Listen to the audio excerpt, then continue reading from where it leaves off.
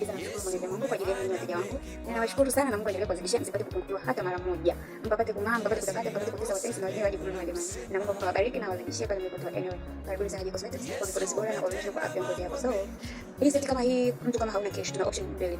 I mean, option ya kwanza kama unaweza kulipia cash unaweza kucheza mchezo.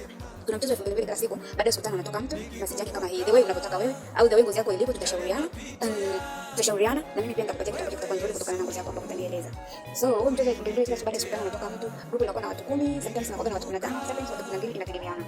So, sana sana ni watu 10. Ikitokea 12 15 bwana labda kuna group imekuwa nusu au ni kuna group kuna watu siwaelewelewi, nikaamua kuwajumlisha kwenye group ambayo mimi naona inawafaa.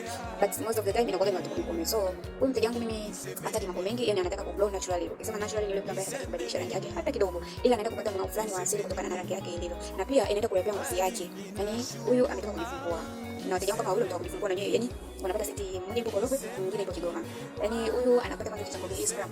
Hii scrub inaenda kutoa ile dead skin, yani ngozi ile iliyokufa ile rough skin ya mimba yote inaenda kutoka, kisha nisugua na hii, anakuja kuongeza sabuni hapa. Akimaliza atanawia hii sabuni pia atanaenda kwa usoni usoni na mafuta kati pale wote au zote na mafuta na hizi seti zitaenda moja kwa Korogwe kwa Kigoma. So akiongeza sabuni atanawia usoni na ndio mwili mzima. Alafu baada ya hapo atakuja atapaka hii cream usoni kutokana na ngozi yake ilikuwa imeharibika, imeathirika, ataenda kutumia hii cream. Baada ya hapo atakuja atapaka hii daily brightening lotion ataipaka mwilini. Baada ya hapo akishapaka mwilini atakuja atapaka mafuta ya maji mwilini.